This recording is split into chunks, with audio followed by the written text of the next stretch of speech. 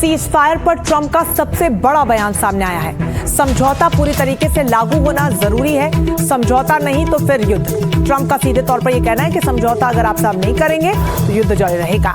Iran के आसपास सेना रहेगी, ये बहुत बड़ा बयान अमेरिकी राष्ट्रपति ने दिया है। कहा है कि ईरान के आसपास से हम सेना भी नहीं हटाएंगे, सेना पूरी तरीके से तैयार है, पहले से तय परमाणु हथियार नहीं। सीधे तौर पर कह दिया है कि अगर समझौता नहीं तो युद्ध जारी रहेगा और उसके लिए अमेरिकी सैनिक तैयार है। सेना पहले से वहां पर मौजूद है ईरान के आसपास और वो वहीं बनी रहेगी। हम अपनी सेना को वापस नहीं बुलाएंगे। यानी सीधे तौर पर वो ये कह रहे हैं कि समझौते पर अगर किसी तरीके से बातचीत में मुहर नहीं लगी, बातचीत नहीं बनी, तो ऐसे में हमले और ज्यादा आक्रामक होंगे और हमले बढ़ेंगे। तो इस पूरी खबर पर ज्यादा जानकारी के साथ राजीव रंजन हमारे साथ न्यूज रूम से जुड़ गए हैं। राजीव, अब अमेरिकी राष्ट्रपति भी खुल के कह रहे हैं कि सेना हमारी ईरान के पास मौजूद है, हम वहां से नहीं हटाएंगे। इसके मायने क्या समझे कि अगर बिल्कुल भी बात बिगड़ी तो और ज्यादा बड़े हमले हो सकते हैं क्या?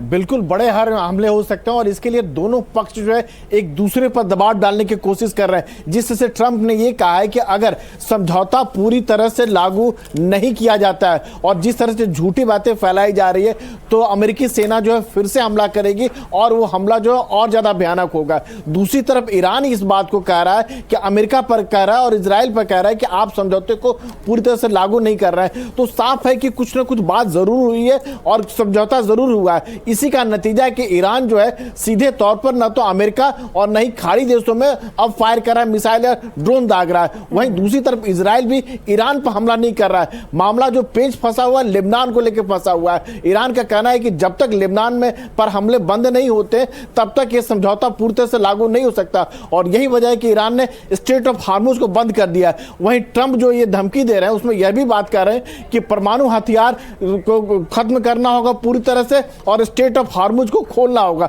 तो दोनों ही बातें अब देखने वाली बात यह होगी कि जो कंफ्यूजन जो फैला हुआ है ये कंफ्यूजन कैसे दूर होता है।